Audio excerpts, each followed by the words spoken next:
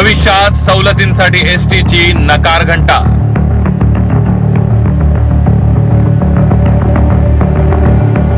महिलांना हाफ तिकीटची सवलत सुरू केल्यानं एसटी फायद्यात आल्याचा दावा अवघ्या काही महिन्यांपूर्वी महायुती सरकारकडून केला जात होता। आता तेच सरकार एसटी तोट्यात असल्याचं रडगाणं गाऊ लागलंय। परिवहन मंत्री प्रताप सरनाईक यांनी एसटीच्या वाढत्या तोट्याला जी कारणं आहेत ती कारणं सांगितली आहेत। त्यामध्ये महिलांना अर्ध्या तिकिटात प्रवासाची दिलेली सवलत आणि 75 वर्षांवरील ज्येष्ठांना मोफत एसटी प्रवासामुळे एसटी तोट्याच्या गाळात रुतत चालल्याचा दावा परिवहन मंत्र्यांनी केला आहे।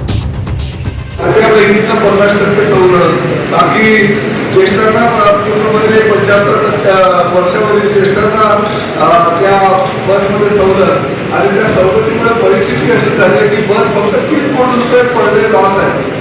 आणि अशा लॉसमुळे की जर आपण सगळ्यांनाच त्या ठिकाणी आता मोफत सवलत वगैरे देत बसतो, मला असं वाटतं की ते बस एसटी महामंडळ चालवणं कठीण होईल। त्यामुळे सध्या तरी ह्या बाबतीचा मी विचार करू शकत नाही। एसटीच्या सवलतीच्या अनेक योजना आहेत। शाळकरी मुलींना मोफत एसटी प्रवास, 75 वर्षांवरील ज्येष्ठांना मोफत प्रवास, महिलांना प्रवास भाड्यात 50% सवलत। राज्यात रोज 12 ते 13 लाख महिला सवलतीचा लाभ घेतात। या सवलतीच्या प्रवासामुळे एसटी प्रशासनाला दिवसाला जवळपास 3 कोटींचा तोटा होत असल्याचं सांगण्यात येत आहे। एसटीच्या कारभाराबाबत सांगताना त्यांनी एसटीच्या जवळपास 60% बसेस भंगार असल्याची कबुली परिवहन मंत्र्यांनी दिली आहे।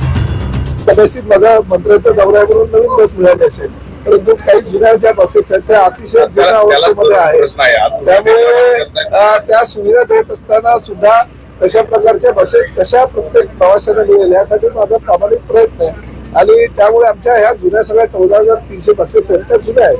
त्यापैकी 50 ते 60% बसेस ह्या स्क्रॅपमध्ये टाकाव्या लागतील।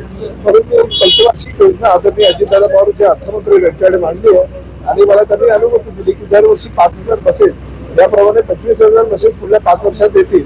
आणि त्याला लागून ह्या 14,300 बसेस आहेत त्यापैकी जवळजवळ 60 ते 70% बसेस त्यामध्ये जाऊन त्यातल्या 5,000 बसेस आणि ह्या 25,000 बसेस घेऊन 30,000 प्रवाशांना जर मी ह्या बसेस दिल्या तर राज्यातील तळागाळातल्या प्रवाशांना म्हणजे गाव येथे एसटी जी संकल्पना आहे माझी तर संकल्पना त्याच जात पुढे जाऊन आहे की पाडत येते एसटी।